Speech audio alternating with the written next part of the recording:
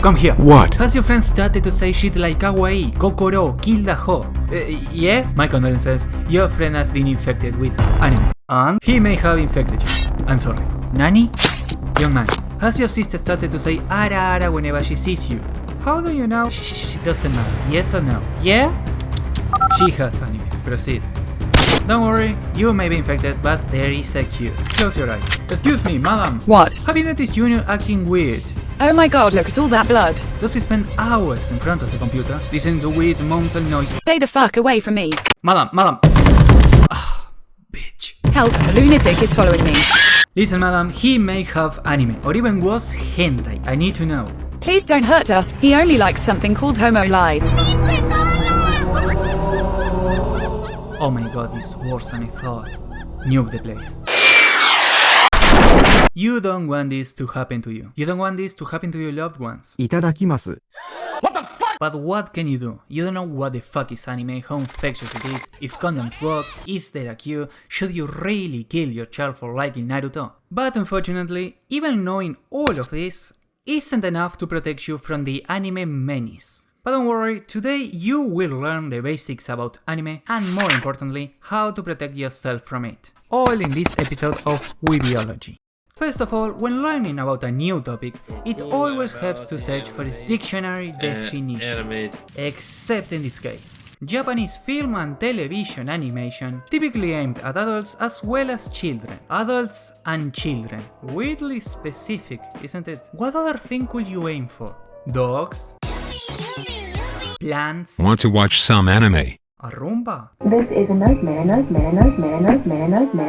This shit tells us nothing and also is completely wrong. Animation? Yeah, no. I don't know of any kind of animation that can corrupt the minds of people so thoroughly. At this point, this is not even a subculture. This is just a fucking disease, and it's extremely infectious and deadly. Anime comes from Japan. Well, kinda at first. The first cases of anime may have appeared in Japan. Yes, that's true. But at this point, anime is everywhere. Anime has managed to spread across most countries. Anything can be anime. Look at Avatar: The Last Airbender, for example. Created in American labs, made by Americans, and released in America. Despite all of this, it's still completely riddled with the most common traces of anime. Big eyes, satanic faces, these weird flush thingies, all clear signs that anime has already taken root on the host. And in case you're still skeptical about anime coming from other places besides Japan, let's look at China for example. As many other viruses, anime has managed to proliferate and thrive in China, to the point that what they spew out to the world is now indistinguishable from the real unmutated thing, and there are many more examples. Because of this, I believe that people, and especially the members of the anime community, should once and for all accept that anime is no longer coming from just Japan. Anime is a global pandemic and no one is safe. So, we just learned that dictionaries are useless. But don't panic, please. We still have history. The year is 1907. During a stormy night in a secluded Pacific island, a group of researchers discovered what seems to be an object of extraterrestrial origin. These talented but foolish individuals decided to study the object, and in the process, they doomed us all. But the first versions of the anime virus weren't as deadly as the ones we see nowadays. The virus at first wasn't dangerous. In fact, it was really similar to another virus of the time, the Disney, which was a pretty non-threatening and benign virus, before that also mutated and transformed into a cancerous never-ending consuming necrotic infection. But the point is that anime was completely inoffensive at first. While okay, yeah, it might have been used to brainwash troops in World War II, but that was still preferable than what it was going to mutate into, because Disney-looking cartoons isn't what first comes to mind when someone thinks about nowadays anime. A couple years go by, and for some reason right after World War II, anime started to evolve into a more strange direction. Astro Boy, Rival no Kishi, Kimba, Son Goku. These are some of the first, most prominent strains of the anime virus, and where some of the staple characteristics of the disease originated.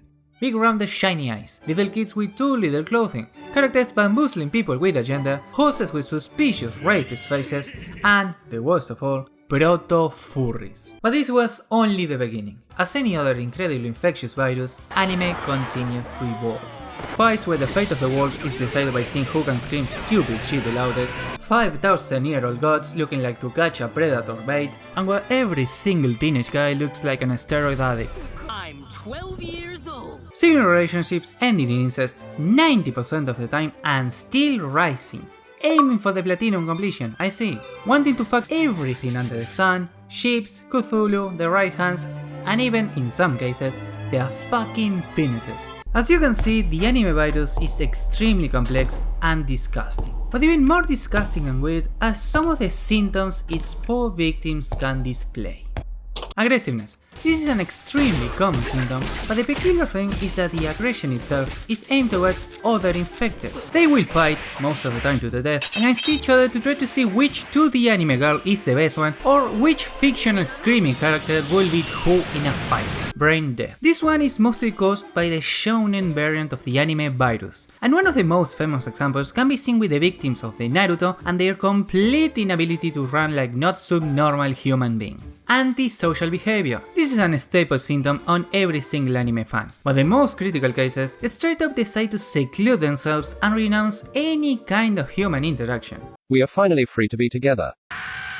All of these symptoms are extremely concerning, but there is one that trumps them all, and is the reason why anime is considered a deadly disease with casualties that reach the tens of millions. Because anime kills your entire family by making you unable to have one in the first place. Because after the contraction of anime, the chances of someone of mating and leaving descendants drops drastically to the single digits. This is the true evil aspect of anime.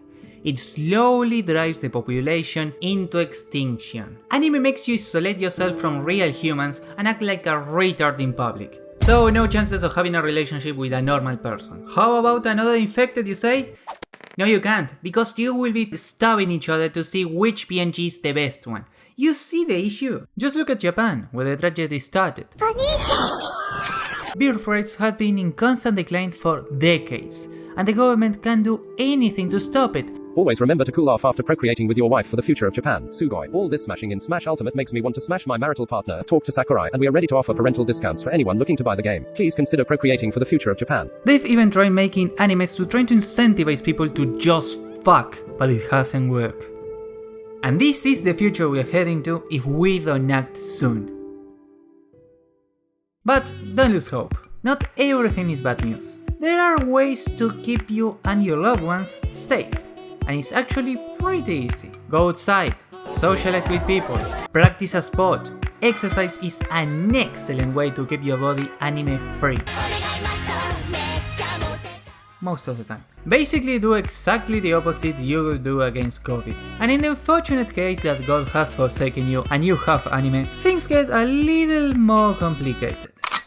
I regret to inform you that there is no cure for anime, besides death. But there's still hope.